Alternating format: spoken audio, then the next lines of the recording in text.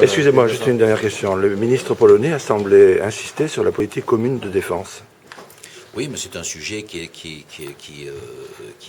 est important pour la France. Mais ça semble les préoccuper particulièrement, les Polonais? Non, ils pensent comme nous et comme nos amis allemands que la politique de défense doit être plus intégrée. Et on a rallié à ce triangle Weimar les Espagnols et les Italiens.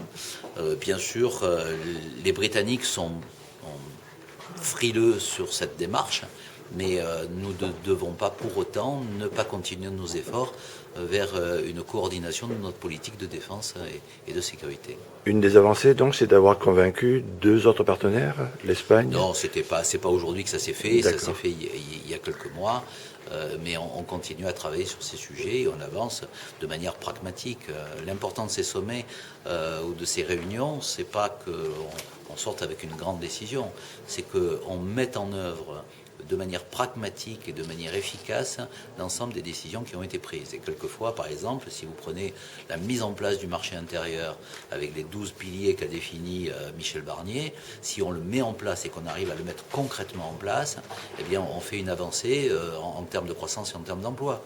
Le brevet européen devrait être opérationnel à la fin du mois de juin.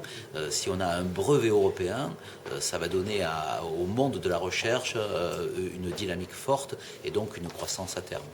Merci beaucoup.